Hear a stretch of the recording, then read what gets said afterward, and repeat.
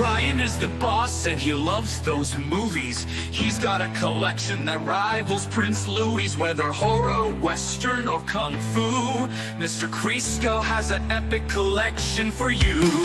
Brian streams late in the dark of the night, surrounded by friends and strangers bold and bright.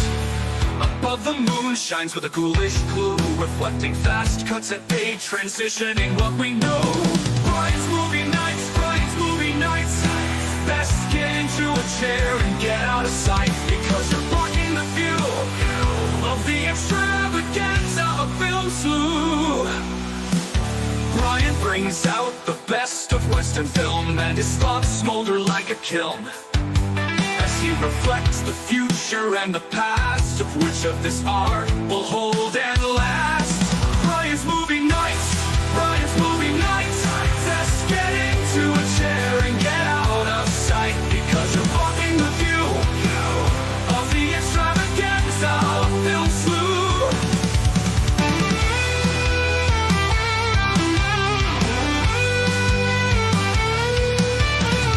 Brian brings out the best of Western film, and his thoughts smolder like a kiln as he reflects the future and the past, of which of this art will hold and last. Brian's movie nights, Brian's movie nights. Just get into a chair and get out of sight, because you're blocking the view of the extravaganza of film slew. Now there's just one thing I wanna know: how Brian's neighbors feel. Oh, do they think his house is like the one in the Burbs? Oh, what a fright! Brian's movie nights, Brian's movie nights. Just get into a chair and get out of sight, because you're blocking the view of the extravaganza of film slew. But Brian, who are those two? Are those your daughters? If someone would be concerned because they look like vampires, and wants for Emmett and Emma, make them try to hire a Shinto ninja assassin gunman grenadier with a hacksaw grenade launcher for the birthday slider beam on LRJ's epic little show.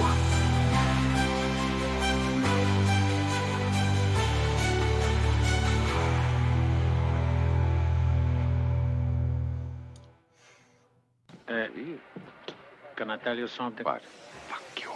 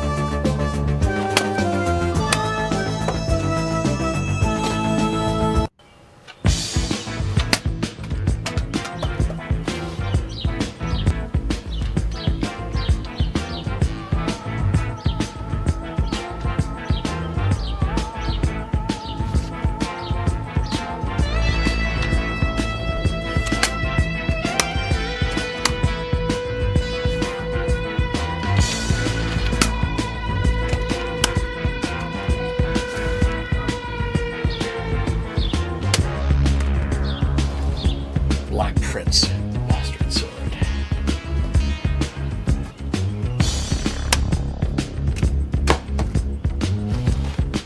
Step things up a level. And we'll start.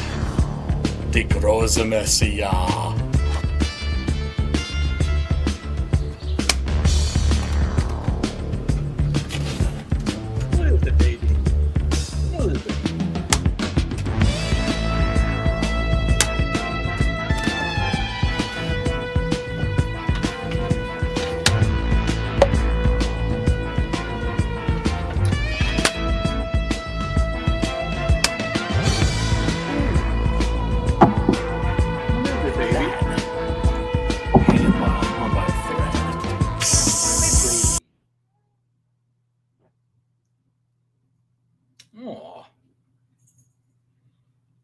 Mo telegono bien.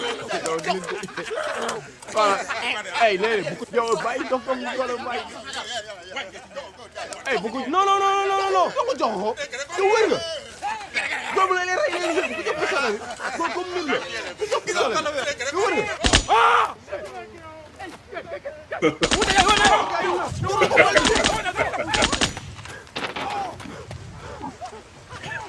You better run. Oh boy, mato ko boy. Maro boss. Chimp is like, you better run. What's up, everybody? Little impromptu stream. It is cold. It is rainy. It is windy. I haven't even been out for a walk today, and I always go for a walk like religiously. Hope you're all having a good evening.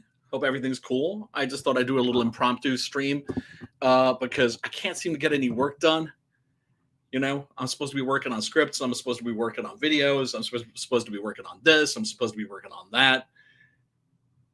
And I ain't getting shit done. I meditated over a little bit. I haven't gotten any reading done. So I'm like, well, if I'm going to be like in a useless frame of mind, which happens now and then, what is it? Now you see, this is my buddy. That's my buddy Simon. And he's mad right now because the closet is closed. Hold on.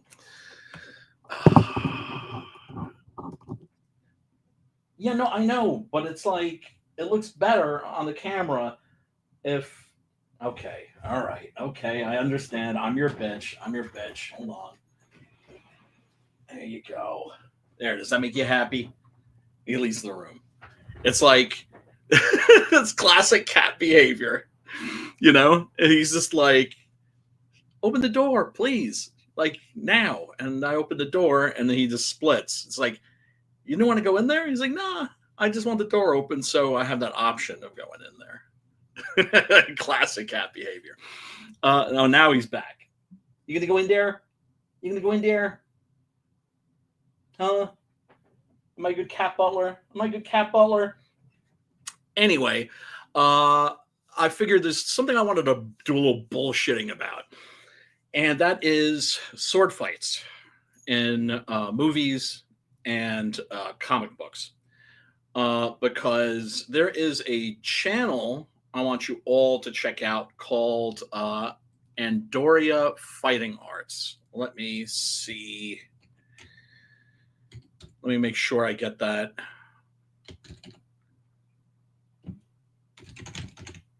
Exactly right. Hold on. Because this is a group of people. They're kind of like scholars, but they're also a stunt crew. They're doing something really interesting.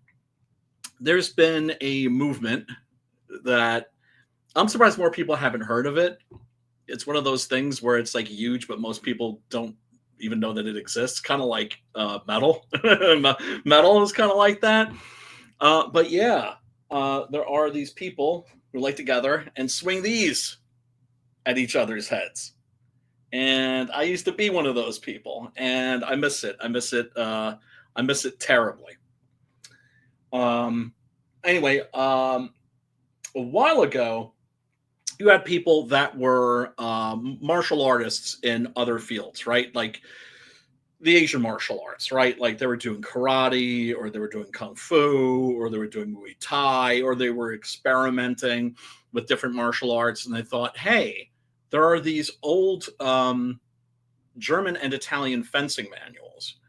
Why don't we take a look at these and see if we can kind of recreate a lost fighting art? Because in Asia, of course, you have a unbroken line. That is to say, from master to student, down from antiquity to today. And in Europe, everything changed once this thing came along, a Chinese invention called gunpowder. And the fighting arts in Europe were basically lost. People didn't see any value in continuing them. Whereas in Asia, they realized, oh, this is something that's good for your head. It's good for your body, for exercise, for self-discipline. And in Europe, we're just kind of like, yeah, fuck it. Swords got smaller and smaller. If you look at the history of the sword, it is one of diminution. That is to say, you see swords getting smaller and smaller until finally you have the foil, and then you have the side sword, which is basically kind of a big ice pick. That is to say, it's not even there to slash or hack with. It's just about stick him, right? It's about putting a hole in somebody's body as quickly and as easily as possible. And they're hideous fucking swords, and I would never own one. But yeah, so you had these cats that got together and were like, okay, let's recreate this lost martial art. Now, the only thing that they're ever really going to be able to do is recreate the medieval Fechtschule, that is to say, sword school or fencing school. And that does, however, give you an idea of what maybe an authentic sword fight looked like in the Dark Ages and the Renaissance. Because you've got people who are all over the map. And now you've got other people from other cultures also. You've got some Sikh brothers that are basically digging up old Indian martial arts. And they got some pretty cool shit, I gotta say. But as for the HEMA people, HEMA is an acronym for Historical European Martial Arts. And like I said, these are people that took the only surviving sword manuals. There's one by a fellow named Lichtenauer, a German guy. And then there is one by a Italian fellow named Fiore. And German and Italian longsword are basically the same with just minor differences. I, like most people that study the longsword, you kind of study both, start out with one, and then you take what you like from each, and you mix and match and create what works best for you. Anyway, these people at Andoria have been doing fucking phenomenal things. They've been taking HEMA and they've been constructing these fights to, I think, probably court the major movie studios and say, hey, you can have a sword fight in your film that's actually authentic, and it will look cool, right? And it will look different, because sword fighting for the movies and in comic books really have no responsibility when it comes to authenticity, right? Because it's fiction, it's entertainment, right? I have to echo what Martin Scorsese said, where he's just confused, like I don't understand, like, what makes people think that movies are meant to be an accurate representation of the real world, right? However, sword fights have been done to death, and I should know. I've watched billions of them. And of course, there are classic, iconic sword fights in so many movies. Probably, I don't think I'm really going to get too much into those because there's so many of them.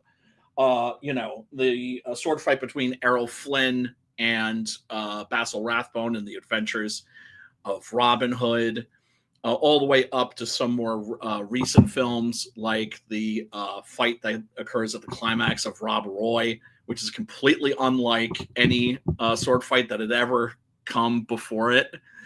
So there's room for ingenuity. But the thing that fucks me up, the thing that always makes me mad, is the spinning. Okay?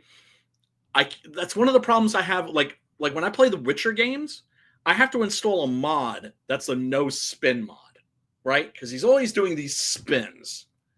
And if there's one thing you really don't want to do during a sword fight is spin, because what you're doing is you're basically telling your enemy, here's my back.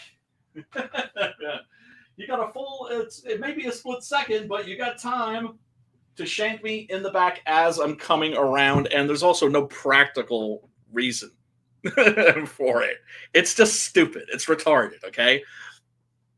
And don't get me started with the thing, of course, that you see in every like mainstream bullshit Hollywood movie where you have the women who have two swords and they're just like spinning. Right? I remember like watching the I think it was a trailer for the Eternals movie, right? Which I knew, we all knew was going to be dog shit. They don't know, the people who made it, they don't know who from Jack Kirby. They don't know who the fuck that guy is. And they don't care. And I saw a shot of Angelina Jolie spinning with two swords and sliding like, she's like a figure skater or something. It just looks like dog shit. And there's no excuse for sword fights looking like dog shit, whether it's in your movie or in your comic books. Now, one of the things that they always fucking get wrong, well, not always, but the biggest mistake that I always see is this, right? I remember watching the first episode of the Highlander TV series. It was the pilot, right? And that's Christopher Lambert, my boy. And he was there as Connor McLeod, and then they introduced Duncan McLeod. And it was this male model, this douchebag, Adrian Paul, right?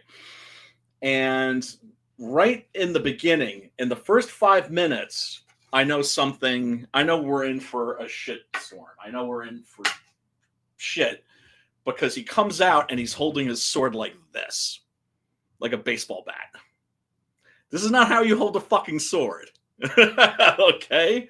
This is not how you hold a sword, because a sword, especially a two-handed or especially a two-handed sword like the katana, although really the katana is a bastard sword, you can also use it with one arm, one hand, very, very effectively. That's the thing. That's the beauty of the katana, is its versatility in that respect, right? But he's holding it like this, and if you ever see Japanese sword masters warming up, you'll see them doing a lot of this, right? It's a it's a lever effect, right? So what you're doing is you're pulling down on the lower half of the blade, and you're just letting it move forward like that.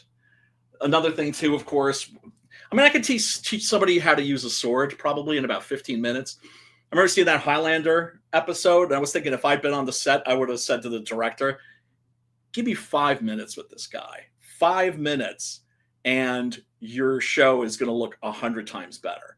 But it looked like dog shit, and so I didn't watch any further episodes. I was like, I've seen enough of that. And then 2 years later, I tune in, I'm just like channel surfing, and it's the Highlander series, and I'm like, well, let me watch a little of this for shits and giggles. And holy shit, this guy learned how to fight. This guy actually learned how to use a sword. And I respect Adrian Paul, much fucking respect to that dude. Because he actually learned martial arts. For the same reason that Japanese actors learned martial arts for the samurai films and the karate films, is because they knew it was going to look cooler on screen. But let me show you a little something. Now, mind you, look, I know everybody's all about the katana. Ever since Kill Bill came out, everybody's about the katana. The katana is a great sword. Don't get me wrong. I love them to bits, but they're not the end-all, be-all of swords. And the people at Andoria have been making these little short films, and they are pretty spectacular. Let me see. I hope that's going to be the easiest way for me to. Andoria Alomuk. I believe that they are Polish. And these people are hardcore. they are all about the fucking HEMA and all about, let me see. Let me share my screen. Oh, what up, Garfield? What up, Edwin? Yo, yo, yo. Much love and respect to you fellows. Okay, this is the website. Andoria Alomuk. I'm sure I'm mangling that. These motherfuckers, man, mad crazy respect for them. And they've been around for a long time. I think their oldest video is, let's see, 10 years, 16, 17 years. Holy shit. This is their first joint right here.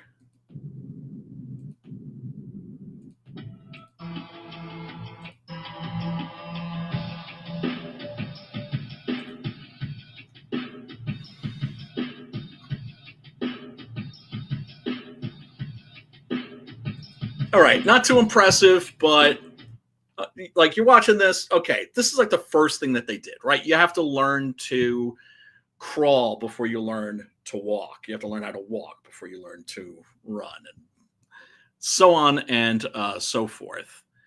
And check out where these cats are at now, because they're doing some really, really dope shit. Let me close that.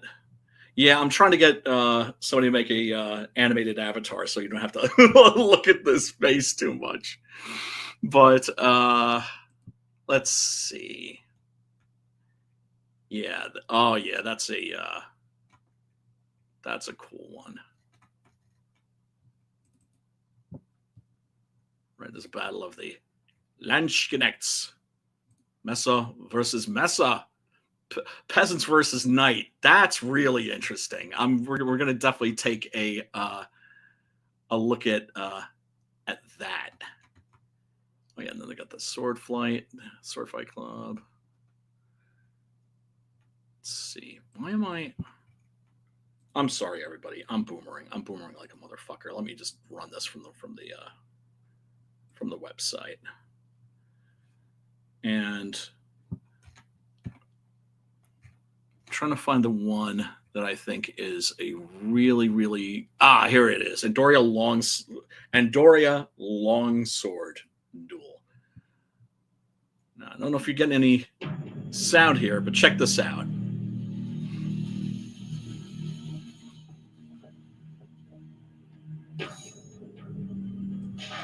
Right, so you've got obviously epic confrontation between like this would be the climax of the movie. Right. And this is not a clip from a movie. Like I said, these dudes make short films, and they're badass. Here, check this out. This is what a actual sword fight would have looked like in the late Middle Ages, and like right before the Renaissance. Long point. Now you see that right there. That's the classic move. What you do is you're just extending your sword to keep your opponent away. And then there's the tail guard, which is to sucker him in. And yeah, no, I'm going to just run this video before I bore everybody to tears with my sword geekery.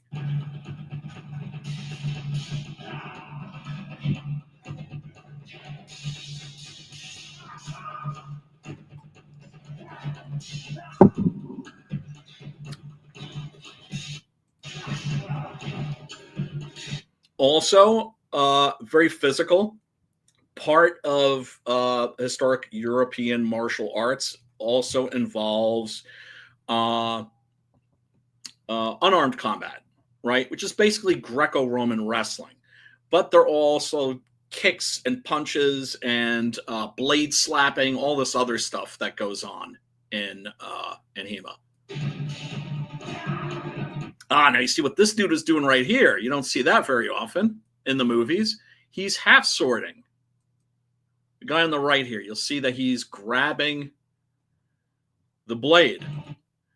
And he's using that to strike at his enemy. I mean, it happens real quick here. But yeah, you see him putting that, there it is, right? And so of course, well, shit, well, damn, wouldn't that hurt his hand? No, it wouldn't, because swords back then really weren't that sharp. Trust me, you could swing a blunt sword at somebody and still fuck them up very, very badly.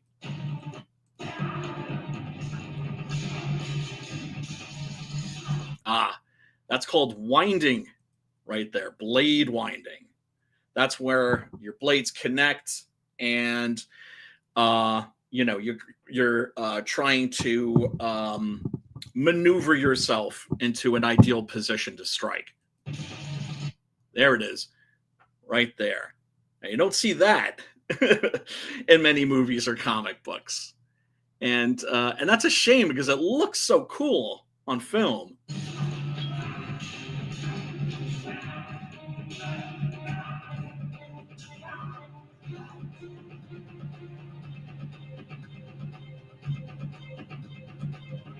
Yeah, and that's the standard guard right there, and pretty much almost any kind of sword fighting.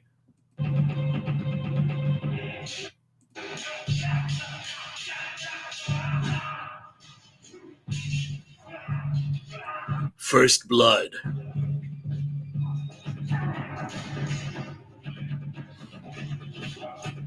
Right, so now a little unarmed combat, which is cool. They're really, the whole point of videos like this is for these guys to flex their muscles and show how much they know their shit.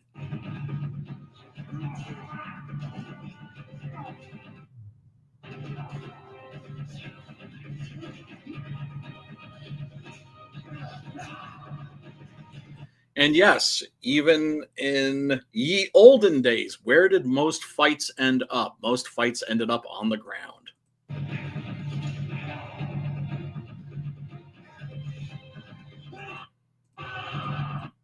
And of course, chivalry.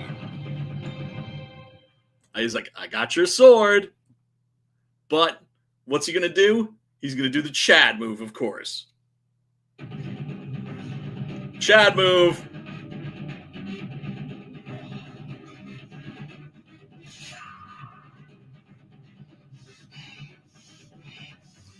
Right. So now he's cut this guy's face, and the dude is angry.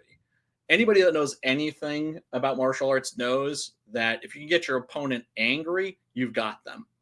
They're done. They're done. They're finished. The fight is pretty much won at that point, because when people are angry, they're not thinking. A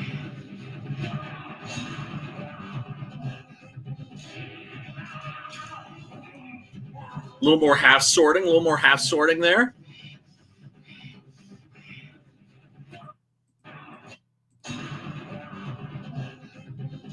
There it is. There's the half sorting.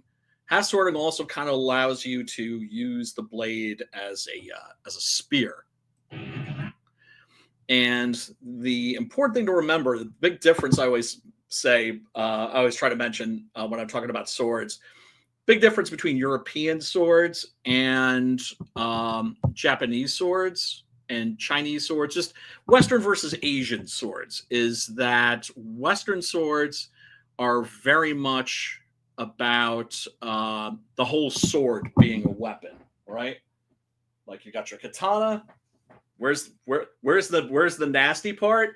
It's right there. It's the blade, and they kept them absolutely razor sharp. European sword, not that sharp, but also the whole sword is a weapon. You've got the pommel, you've got the guard. They learned how to turn the whole weapon into into a weapon. But yeah, let's check out a little more. See how this shit ends, because it's pretty dope.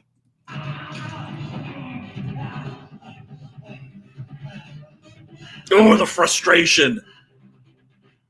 I got you, sucker. Oh, CZ, duh. These boys are in Czechoslovakia.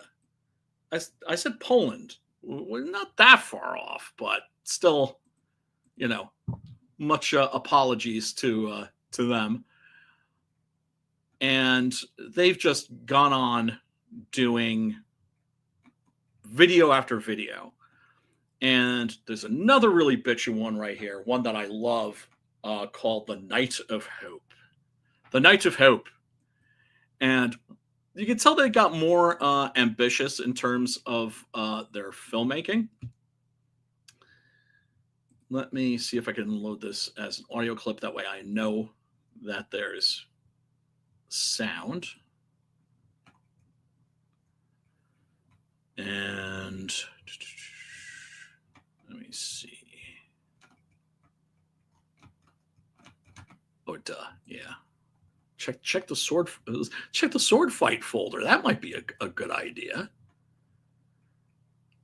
Oh yeah. Well, actually, before I show that one, this is really interesting. This is really interesting because those videos that they do, most fights and most sword fights were over relatively quickly, right? So I'm not saying that that's what a fight from that era would have looked like, but all of the moves that they're doing are authentic, right? Because if you were to do completely realistic combat in your film or your comic book, it's going to look pretty boring and awkward. And yeah, I mean, anybody that's seen a street fight or 2 or 3 or 4, like I have, knows that fights, generally speaking, aren't exactly elegant, right? And they're not something that you would want to put in your movie or your comic book. Oh, that's a good one too. But yeah, check this out. This is Peasants versus Knight. This is a realistic, non-choreographed fight. That's the important part. It's not choreographed, right? So check this out.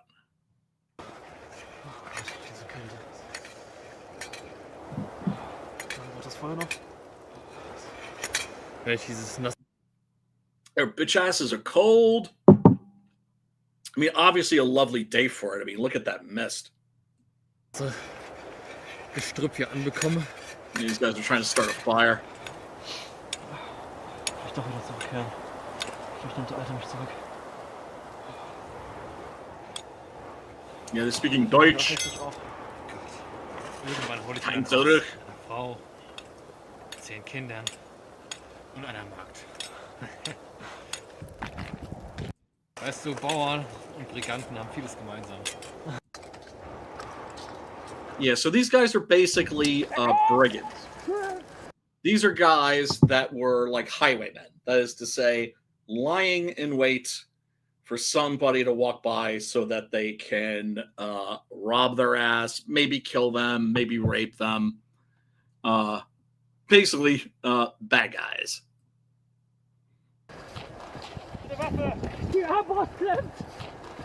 And suddenly they see that a knight's approaching them. And so this dude's trying to load up his crossbow, and he's not having much luck.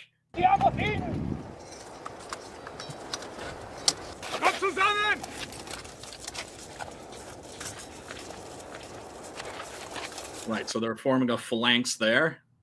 And, well, you'll see how it goes for them. And the knight is armed with a poleaxe. And that's one of the things I love about these cats. It's like they've figured out how you fight with a longsword, and then that led to like pretty much every conceivable weapon you could possibly think of. Ooh. That's one down. Yeah, it's a thing you can also do in a sword fight, which is to say, when you're holding the blade like this, you can always like jump for it, just use it just to stick somebody at a distance, right? So it's like, this is the distance between us, and then suddenly, oops, my sword's in your neck. So yeah, you could see he basically, that's how he just jabbed this guy in the chest. That shit would hurt. Ow.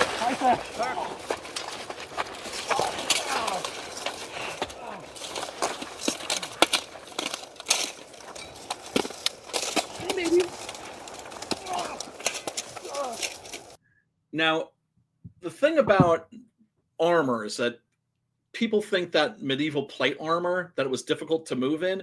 It wasn't. It afforded maximum mobility. Obviously, it added an extra 50 pounds to you or so, but it was evenly distributed, so they could move relatively freely. And basically, it turned you into a human tank.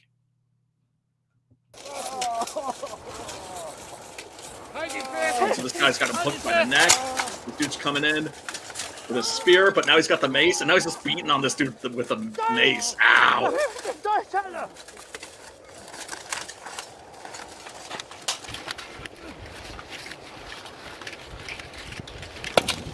Remember how I was saying most fights end up on the ground? Yeah, man.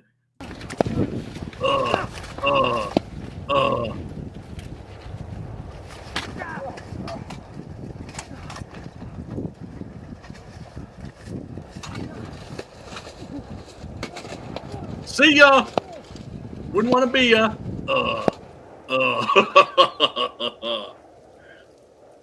And that's the ass.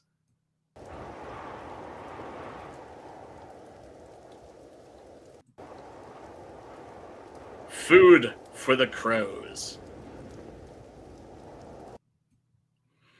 So yeah, I thought that's an interesting video because basically you've got those fighters there, people that know how to use medieval weapons, but they're having a fight, but it's not choreographed, so nobody knows what anybody is going to do, and so that's how it ended. That's more like what an actual medieval throwdown would look like. We imagine, but then they did this thing, which I love, which is called The Night of Hope. And it's a short film, and you can tell that they're getting more ambitious with the filmmaking. And basically,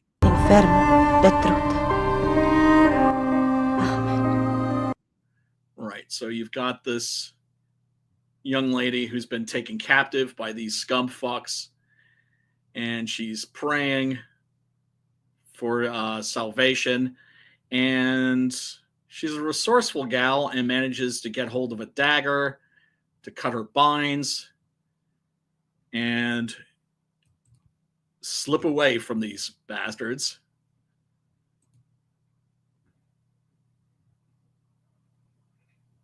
Wait, what are you doing? What are you doing? I opened it for you. High maintenance motherfucker. Wait, now this doesn't want to play. StreamYard's fucking with me? I better not be fucking with me. Let me try and reload this. Okay, remove from studio. You're lucky you're so cute. I don't like being anybody's bitch. But yeah, who am I kidding? We know. We know.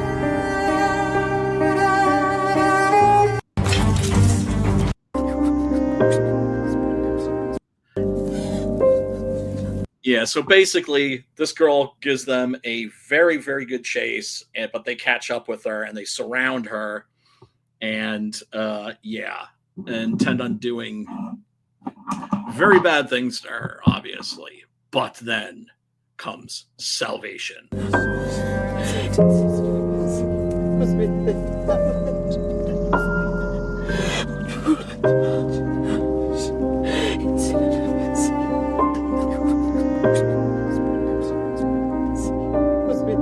I think the actress here is perfectly fine, but her hair color is clearly a modern dye job. But that's okay, because what you're watching this for is for the fighting, of course. And yeah, it's a doozy. It gives you an idea of what a man in a full set of plate armor could do.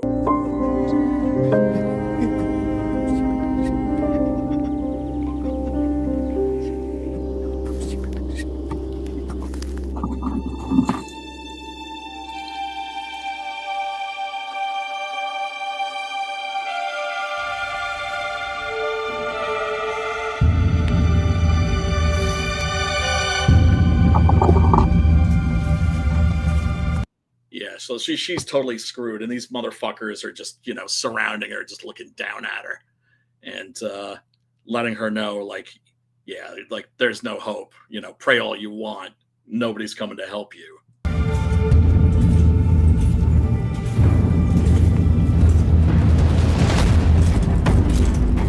And then out of the mist comes our hero.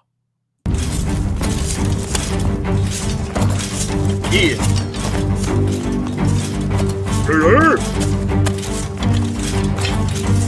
And of course, he's that guy that's like, nah, nope, not on my fucking watch.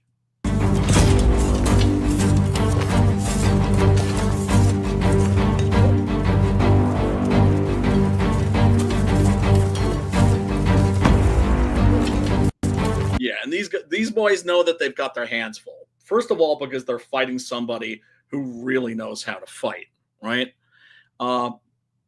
Interesting thing, of course, is that knights were usually from the nobility, right?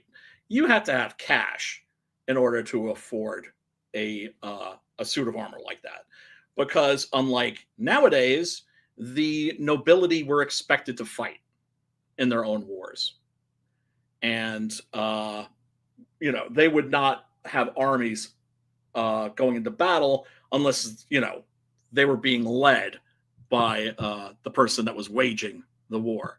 Now, of course, you know, they just send fools out to die from like millions of miles away.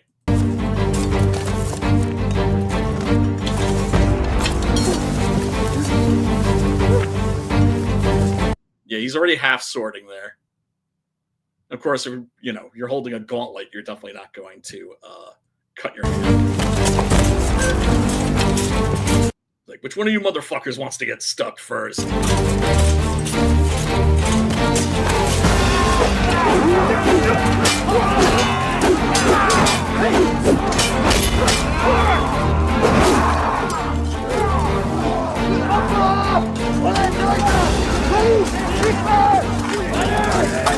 Hilfe! which, as you can imagine, means help.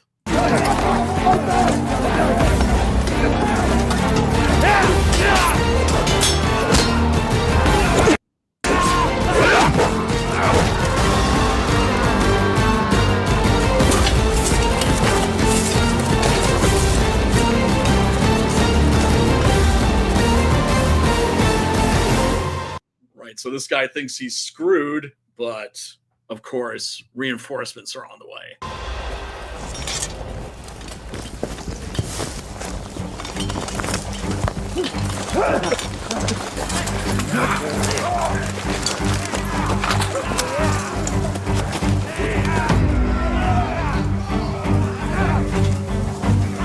Yeah, these motherfuckers are rolling deep.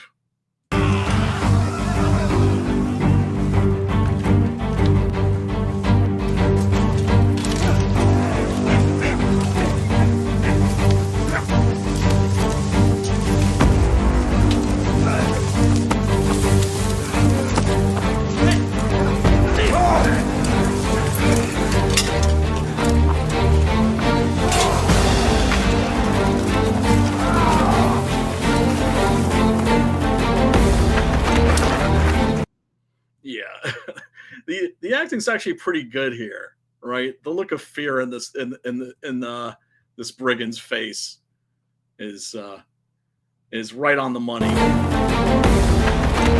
Oh shit! Because when you were facing somebody that was in this full set of plate armor like that, they were virtually unkillable. The only hope that you had in a fight like this would be of getting the motherfucker on the ground and then getting a dagger or something sharp between the chinks in their armor. And of course, even then, you're talking about having to penetrate chainmail.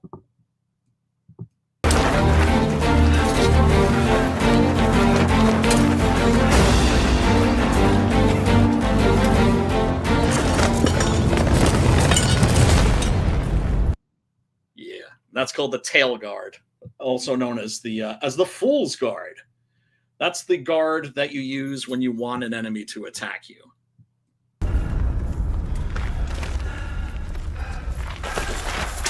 Right? They're like, well, there's enough of us. We got this.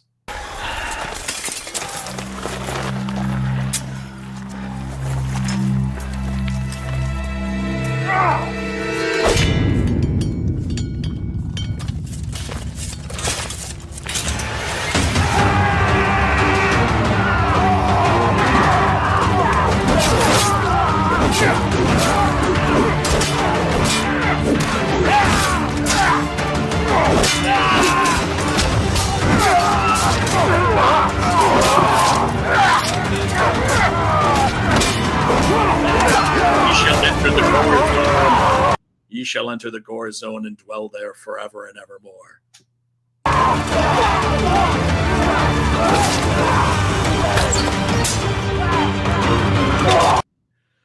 All right, so there you've got a crossbow bolt bouncing right off the armor. I remember watching the series called Deadliest Warrior, and it sucked ass. But I watched every episode because they would do these cool weapon tests, right? The thing that sucked about it was, you know, they would do like samurai versus Viking. And one of the ones they did was pirate versus knight. And it wasn't even close. You know, but then they would feed their information into like this fake program from Slytherin Studios, right? And it was clearly a fake program because you never saw the actual program, right? And they would, it would calculate like who would win the fight, right? And it was always whoever was more popular at the moment, right? So if Lord of the Rings movies had been out at that time, it would have gone to the knight, right? Or Game of Thrones, right? It would have gone to the knight, but it was the age of Pirates of the Caribbean, so the pirate won. However, none of the fucking pirates' weapons could penetrate that fucking armor. Except for one, actually. They fired a musket ball at one of these things, at the cuirass, the chest piece. Ping! It left a dent, but it bounced right the fuck off. The only thing that actually could penetrate that armor was a blunderbuss. However, the blunderbuss misfired, I think, about 4 or 5 times. They had real trouble getting that thing to actually fire. But once it did, that actually penetrated the armor. Oof, nice shot. Right, and then what I love is once he's disarmed here, you see that the armor itself is a weapon. The gauntlets, of course, especially designed to basically, you know, shatter your jaw.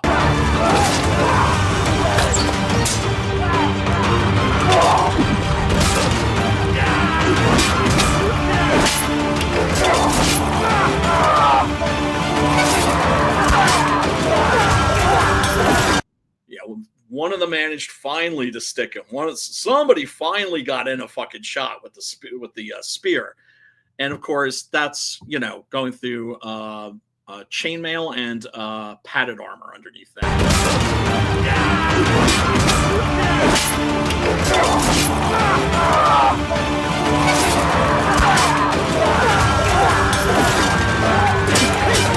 There we go with the fucking maze. Bang.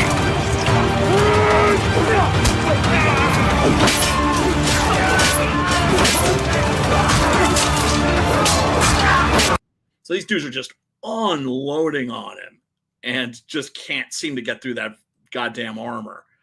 One of the things that you also often don't see, but actually you never really see, is where the knight is actually like leaning into blows, right?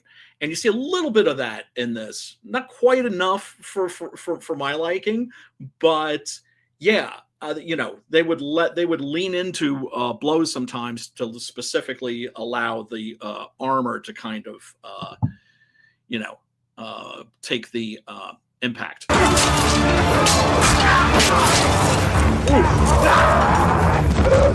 Yeah, that dude just shanked him like right behind the knee, right? The joints are the weak spots. Thing is can you get to those joints before this motherfucker smashes your brains out with a fucking mace? Yeah, and this is actually my favorite part of this. I love this moment right here.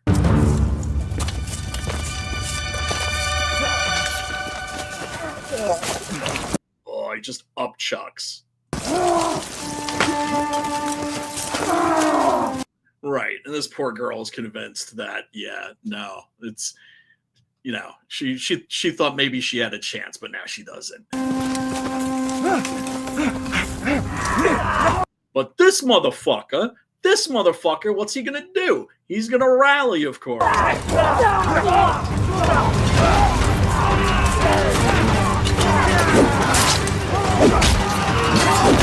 Right, because at that point, too, it's a matter of, well, if I'm going down, I'm taking as many of you fucking cocksuckers with me as I possibly can.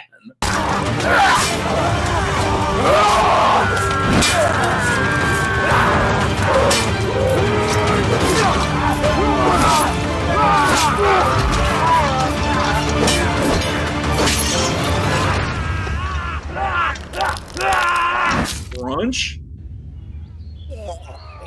Just dropped a knee on his ass.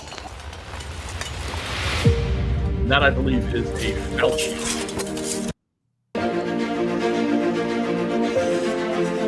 Of course, we have to have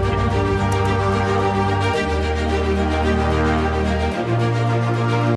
Right, because basically he found this little icon that she left behind and came to rescue her.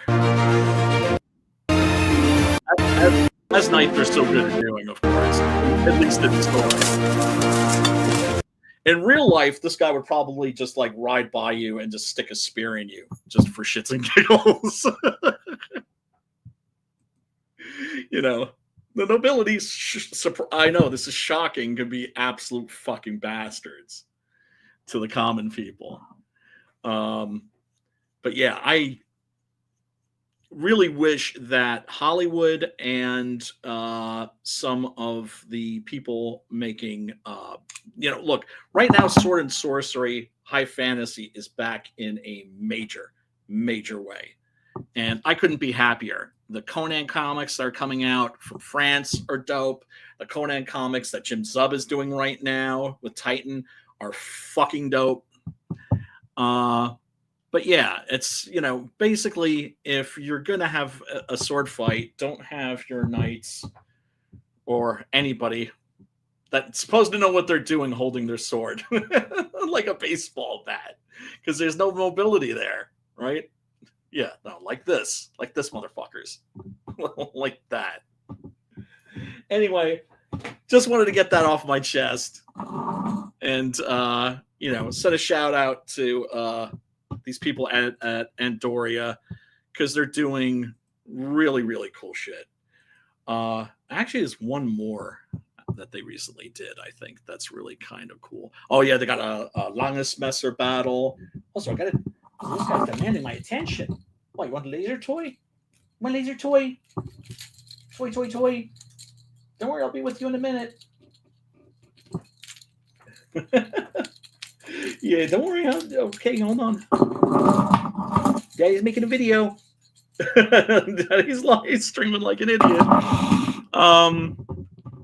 Yeah, this is like a funny little thing that they made called Sword Fight Club, and this is basically them having a free for all. That's, I don't know, kind of cool. Let me see, where is that?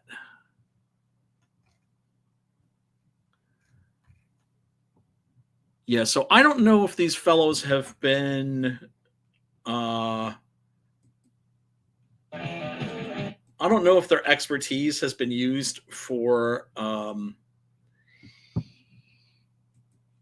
any films, but certainly filmmakers hire these guys if you're doing a medieval movie. I always thought, you know, one thing that we've always needed that nobody's ever done is a medieval martial arts movie. That would be fucking dope.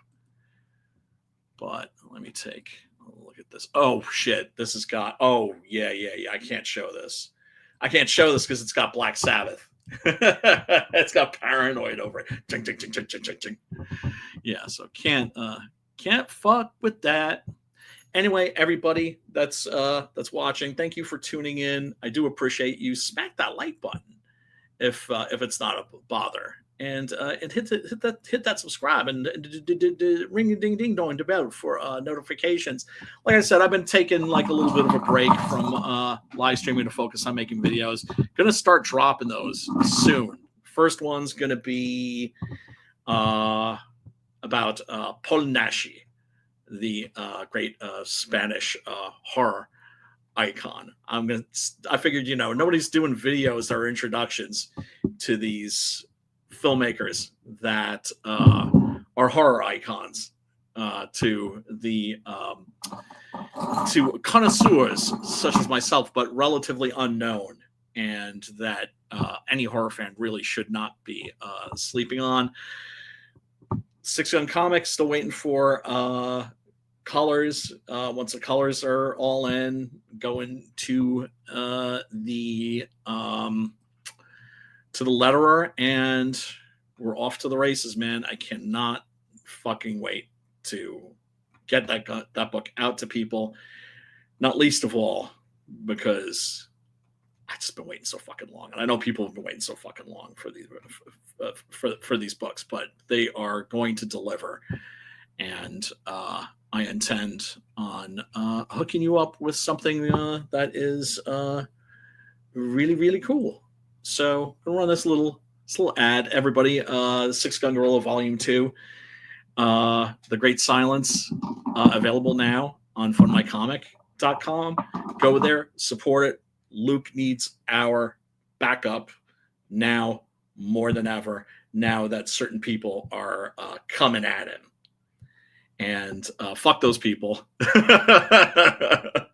I'm not going to name names because I don't want to be that. I'm trying to stay away from the negative shit. But what can I say? You got to call it fuckery when you see it, and there's fuckery afoot. Anyway, everybody, thank you so much. I hope you have a great night. I will talk to you soon. Peace. If you enjoy this content and want to support this channel, a great way to do that is to back my comic book, Six Gun Gorilla: Long Days of Vengeance. The critically acclaimed tale of a very big ape with very big guns, blowing very big holes, and very bad people. I'm so confident that you're going to love this book, you can download the entire first issue for free. You can find it right now on fundmycomic.com.